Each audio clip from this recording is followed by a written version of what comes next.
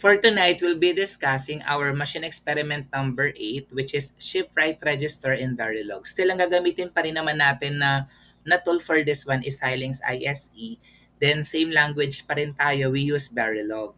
So, ito yung ating program specification.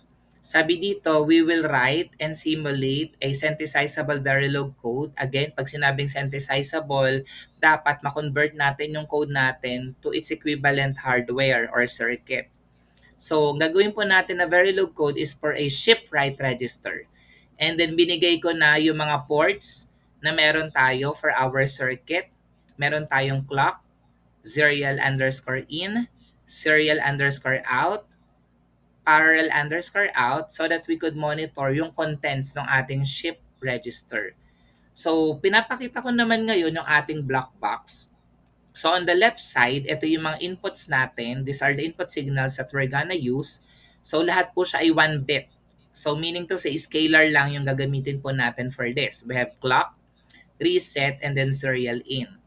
So obviously, since input ito dun sa ating test bench, siya yung kailangan mong i-change yung mga values, di ba? Yung clock naman natin, pulsating lang lagi yan, 0101. Then yung reset natin, kung sinet natin yung value niya into 0, so ibabalik niya lang uli yung mga output natin into 0. At kung 1 naman, syempre, meron na siyang gagawing performance. Depende kung active low or active high yung ating reset. So, i-check natin yan later on. And then we have our input serial in. As per the output, meron tayong P underscore out, which is 7 down to 0. So, ibig sabihin Little Indian Convention, 8 bits po ito. And then we have serial underscore out, 1 bit yung ating output. And then, nung nakikita naman natin, this is the low-level design. Again, hindi mo kailangan na i-achieve yung same design na nakikita po natin on the screen. Kasi it will depend on how you code.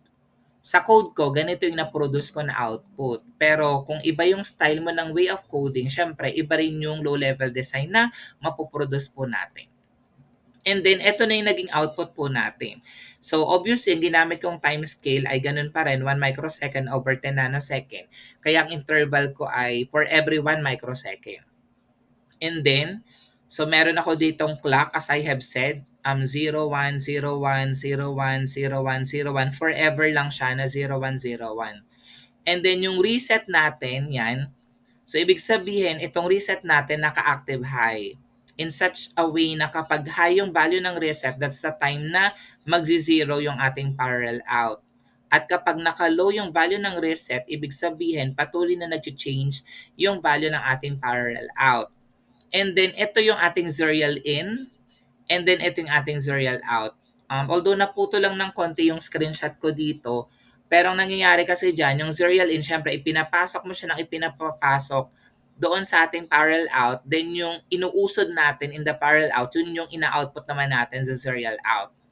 So just like this one, 'di ba? Dito, so 0 pa yung ipinasok natin, kaya napansin mo parang walang nagbabago dun sa parallel out. Pero nung naglagay na ako dito ng 1, so yung 0 dito, lalabas na yun dito sa serial out, inusog niya, and then yung 1 na narito pupunta dito sa rightmost part ng ating parallel out. And then, nagpasok ulit tayo ng 1. So, yung 0 dito, lalabas ulit. Kaya naging 0 pa rin dito yung nilabas ng serial out. Kaya nagkaroon dito ng dalawang 1. And then, yung sunod na transition natin, ang ipinasok natin ay 0. So, 0 pa din ang nilabas dito, pero dinuktong natin dito yung 0, kaya naging 1, 1, 0. And then, yung sunod, ang ipinasok natin ay 1, kaya naging 1, 1, 0, 1. Still 0 pa din yung nilabas. And then, dito nag-reset.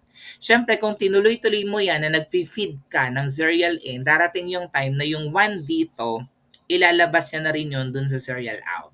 So, ginagawa lang niya, siniship niya to the right yung atin pong output. So, paano ko siya i-build ngayon, Sir Caldo? So, ang target nyo syempre, i-change nyo yung background color nito, i-change nyo yung color ng lines para alam ko na kayo mismo yung nag-produce, and then kompletohin nyo yung buong simulation waveform po natin. And then if you would like to put theory as well, ilagay nyo siya doon sa chapter 2 about theory. Itong chapter 3, these are the discussions na pwedeng makatulong sa atin para gawin yung ating experiment number 8. Yung first example natin is a simple 1-bit register. Tong bit register na to ay with enable. So still, ang timescale na ginamit ko, 1 microsecond over 10 nanosecond. Pinangalanan ko yung aking module na reg1. Then meron akong input na clock, input na reset, input na enable, and then input I. And then ang output ko ay Q.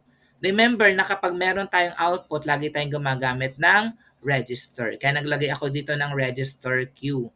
And then always at pause edge clock. So ito po yung tinatawag natin na sensitivity list, 'di ba? Sabi doon, for every time na yung value ni clock ay 1, yun ang ibig sabihin nito, gagawin na yun, which is true for this one. Kasi 'di ba, kapag value ng clock ay 1, meron siyang gagawin dun sa ating parallel out at sa serial out. So pwede mong ma-reproduce ito. Ang kailangan mo na lang idagdag dito, natural, wala siyang reset, 'di ba? So i-add mo yung reset. Depende kung negative edge or positive edge reset. So, i-identify mo dito sa example ko kung ano siya, active high or active low reset. Then, meron ulit tayong begin and open and close curly braces. Then, meron tayong conditional statement. If the value of reset, so dito ay pinasok na yung reset instead na nilagay na dito sa sensitivity list. If the value of reset is 1, so yung Q natin will be equal to 0. Else, begin end, if meron tayong value ng enable is equal to 1, then ilalagay natin sa output Q yung value ni I. Siyempre, yung value ni I, manggagaling siya dun sa ating test bench. Take note, since gumamit tayo ng non-blocking statement dun sa loob ng conditional statement natin, ang ginamit natin for the assignment ay less than or equal, hindi equal. Less than or equal. And then yung double equal ginagamit natin for comparator purposes. And then, eto na yung ating test bench. Again, meron tayong time scale na 1 microsecond over 10 nanosecond.